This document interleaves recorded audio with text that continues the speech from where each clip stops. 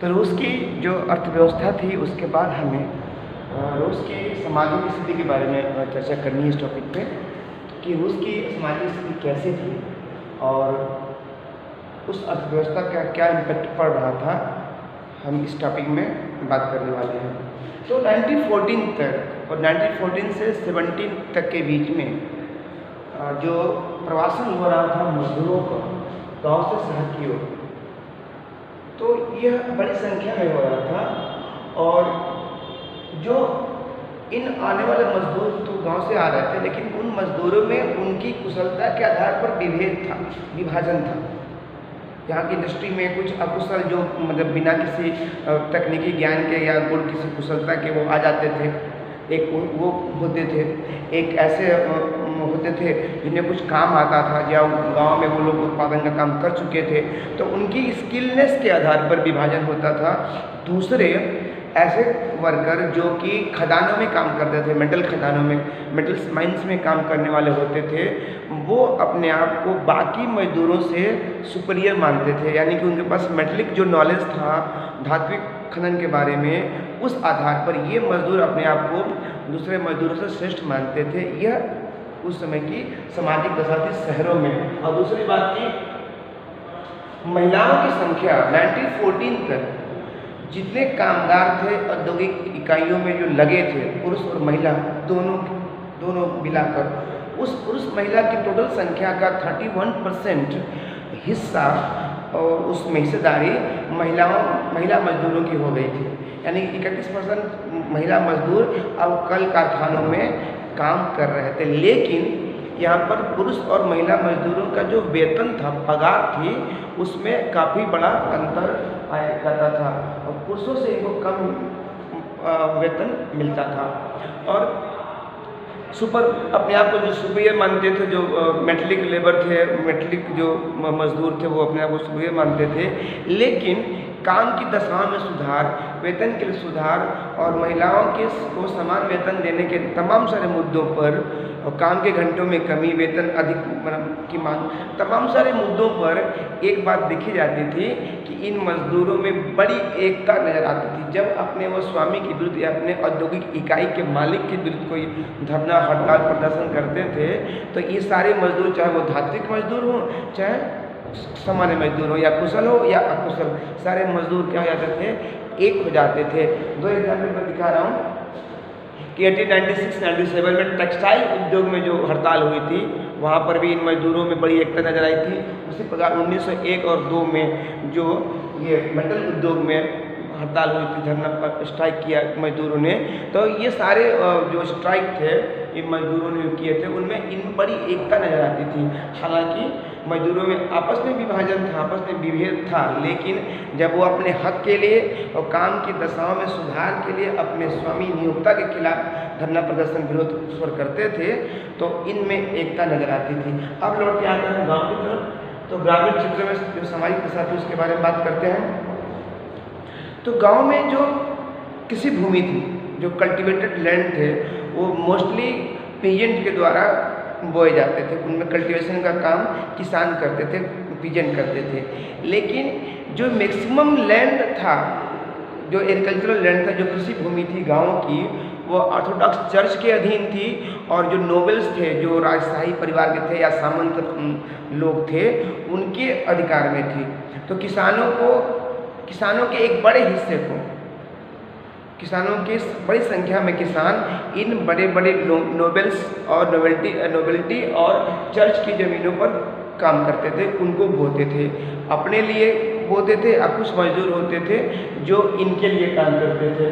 तो किसानों द्वारा खेती होती थी और वो सामंत और ऑर्थोडॉक्स चर्च का उस रूस के ग्रामीण क्षेत्र की जो ज़मीनें थीं, एग्रीकल्चरल लैंड थे, उस पर बड़ा अधिकार चर्च का था और एक भूसामंतों का था। जैसे कि हमने पढ़ा था फ्रांसीसी क्रांति में कि 3 वर्गों में समान बचा था, एक church, first state, second noble राजशाही और थर्ड ये थर्ड स्टेट में जो किसान होते थे, शिल्पकार होते थे।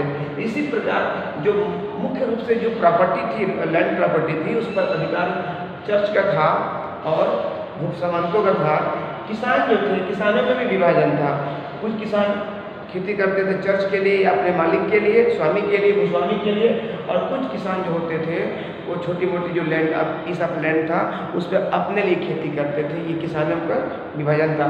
तो जैसे वर्करों में विभाजन था मेटलिक नॉन मेटलिक, वैसे ही किसानों में भी इंडिपेंडेंस और डिपेंडेंट के रूप में किसानों में भी विभाजन था। और यूरोप में जब फ्रांस में क्रांति हुई तो फ्रांस में क्रांति के समय बहुत सारे भूसामंतों ने और बहुत सारे नोबल लोगों ने इन किसानों के आंदोलन को समर्थन सपोर्ट किया था। लेकिन इसके ठीक उलट दशा रूस के में थी। रूस में जो किसान थे वो भूसामंतों को, नोबेल लोगों को सम्मान नहीं देते थे, क्योंकि किसान खुद चाहते थे कि रूसी किसान भूस्वामियों की भूमि को अपने अंडर में चाहते थे कि ये खुद बोते नहीं हैं और हमारा कामगार किसान बोता है और उसका प्रॉफिट उनको मिल जाता है और हमारी दशा में कोई परिवर्तन नहीं होता है। इसलिए ये जो किसान थे रशियन समाज के, वो उन नोबेल लोगों से और चर्च के अधीन जो भूमि थी उस पर अपना नियंत्रण चाहते थे, अपने कब्जे में करना चाहते थे। और जो किसान थे रूसी किसान, और क्या करते थे, क्या अंतर था, जो रूसी किसान थे जिससे हमने बात किया था, कोऑपरेटिव की बात किया था, रॉबर्ट ओवन की बात किया था और लुइस ब्लांक की बात की थी हमने। तो इन लोगों का मानना था कि कोऑपरेटिव हो, सब लोग साथ में काम करें और कोऑपरेटिव में सब लोग साथ में काम करके उससे जो लाभ हो अपने नीड के अकॉर्डिंग वो डिवीजन कर लें। ये समाजवाद का एक बात था कि किसी के पास निजी प्रॉपर्टी न हो, निजी संपत्ति न हो, और जो संपत्ति हो सब लोग साथ में काम करें, कोऑपरेटिव रूप में काम करें, सहकारी के रूप में काम करें, उसका लाभ अपने बांट लें अकॉर्डिंग टू देयर नीड्स। यह बात रूस के ग्रामीण क्षेत्रों के किसानों में पहले से उपलब्ध मौजूद था। रूसी जो किसान थे जिनके पास अपनी भूमि थी वो अपनी निजी भूमि को एक साथ मिला लेते थे।